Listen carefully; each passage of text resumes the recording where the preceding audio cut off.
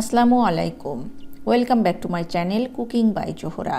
আজকে আমি তৈরি করে দেখাবো নরম তুলতুলে ঝরঝরে রসালো চুষি পিঠা। চুষি পিঠা আমরা সাধারণত দুধে ভিজিয়ে রান্না করে খেয়ে থাকি, তবে আজকে একদম অন্যরকমভাবে বানিয়ে দেখাবো। খেতে ভীষণ ভালো লাগে আর বানানো কিন্তু খুবই সহজ। হাতের কাছে থাকা কয়েকটি উপকরণে বানিয়ে নিতে পারবেন। তো চলুন খুবই সহজভাবে বানিয়ে দেখাবো। আশা করছি আপনাদের অনেক বেশি ভালো লাগবে। এই চুষি পিঠা তৈরি করার জন্য আমি এখানে নিয়েছি হাফ কাপ সুজি। এবার এই সুজিটাকে একটি ব্লেন্ডার জারে দিয়ে গুঁড়া করে নিব, তাহলে চুষি পিঠাগুলো খেতে ভীষণ ভালো লাগবে।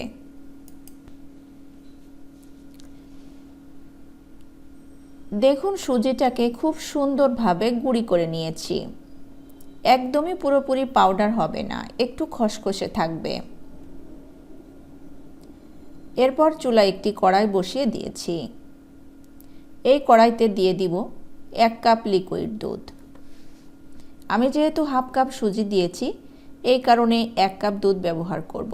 আপনারা দুধের পরিবর্তে পানি দিয়ে ওই কাজটি করতে পারবেন, তবে দুধটা দিলে একটু খেতে বেশি ভালো লাগে। আর এই দুধটা আগে থেকে জাল করে ঘন করে নিয়েছি। আর এখানে সামান্য একটু লবণ দিয়ে দিব। তারপর দুধটাকে একটু ফুটিয়ে নিব। তারপর দুধের মধ্যে গুঁড়ি করা সুজিটা দিয়ে দিব এবং বারে বারে নেড়ে দিব, যাতে সুজিটা দলা পাকিয়ে না যায়। এরপর দুধের সাথে মিশিয়ে হালকা আঁচে একটা ডো বানিয়ে নিব। এই ডোটা খুব বেশি নরম করা যাবে না, একটু শক্ত করে রাখতে হবে। এখানে খুব সুন্দরভাবে ডোটা রেডি হয়ে গিয়েছে। এরপর চুলা থেকে নামিয়ে একটু ঠান্ডা করে নিব, যাতে করে হাত দিয়ে ধরা যায়।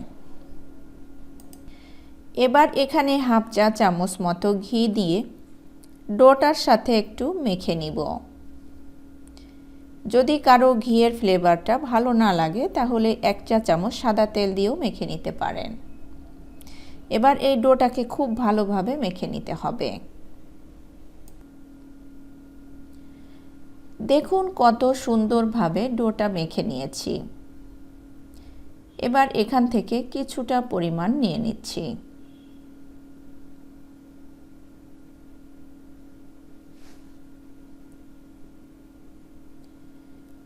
এরপর রুটি বানানোর পিঁড়িতে একটু চালের গুঁড়ি ছড়িয়ে নিচ্ছি।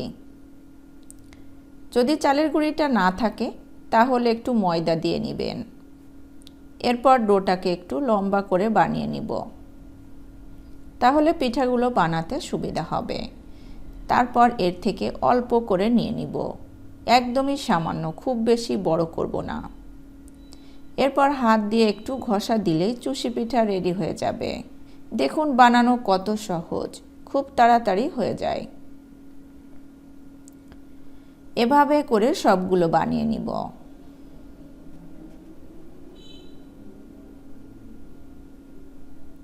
কিছুটা বানিয়ে নিয়ে চালের গুঁড়ি ছড়িয়ে দিব, তাহলে একটার সঙ্গে আর একটা লেগে যাবে না। খুব সুন্দর ঝরঝরে থাকবে।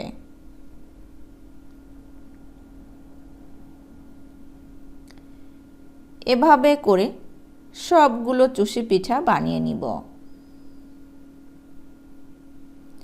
এরপর এগুলোকে একটু ছেঁকে নিব, যাতে করে গায়ে যে চালের গুঁড়িটা লেগে আছে সেটি ঝরে যায়। এভাবে ছাঁকনিতে করে একটু ঝাঁকিয়ে নিলেই দেখবেন এক্সট্রা গুঁড়িগুলো পড়ে যাবে।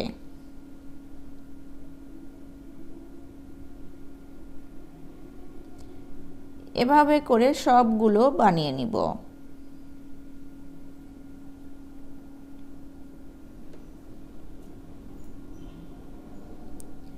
এরপর চুলায় একটি কড়াই বসিয়ে পরিমাণ মতো তেল গরম করে নিব।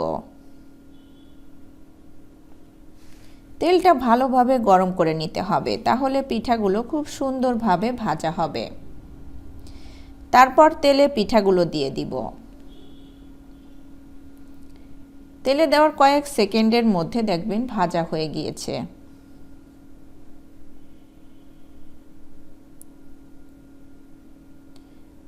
তারপর তেল থেকে একটি ছাঁকনি চামচের সাহায্যে তুলে নিব।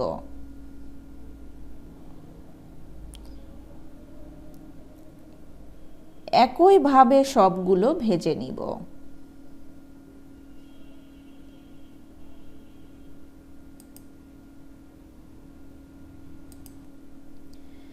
এভাবে করে অল্প অল্প করে দিয়ে ভেজে নিতে হবে।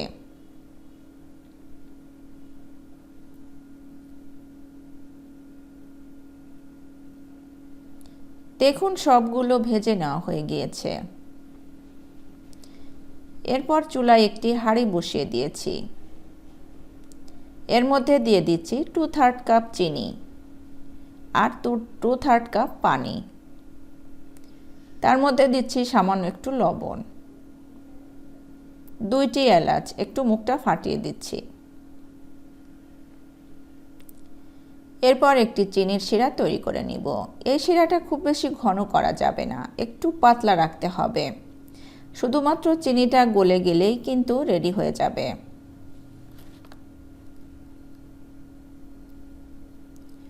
দেখুন চিনিগুলো গলে গিয়ে ফুটতে শুরু করেছে। এখন চুলাটা বন্ধ করে দিতে হবে এবং শিরাটা একটু ঠান্ডা করে নিব, যাতে হালকা ঠান্ডা হয়ে যায়। এরপর যে চুষি পিঠাগুলো ভেজে রেখেছিলাম সেইগুলো শিরায় দিয়ে দিব।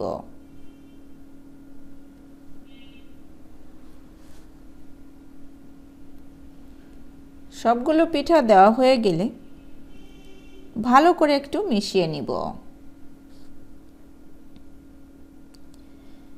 এরপর ঢাকনা দিয়ে 30 মিনিটের জন্য ঢেকে রেখে দিব। দেখুন 30 মিনিট পর কি সুন্দর ভিজে গিয়েছে। একদমই নরম তুলতুলে, মুখে দিলেই মিলিয়ে যাবে। এরপর এর থেকে যে এক্সট্রা রসটা আছে সেটি একটি ছাঁকনি চামচের সাহায্যে ঝরিয়ে নিব। এরপর একটি প্লেটের মধ্যে উঠিয়ে নিব। এভাবে করে একবার বানিয়ে দেখবেন, এত বেশি মজা লাগে সেটা আপনাদেরকে বলে বোঝানো যাবে না।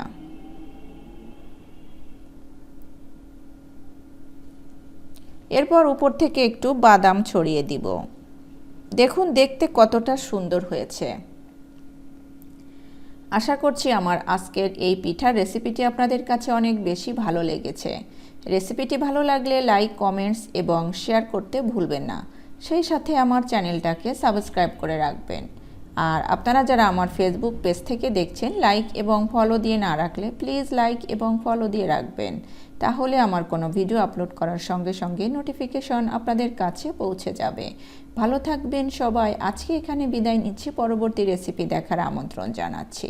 আল্লাহ হাফেজ।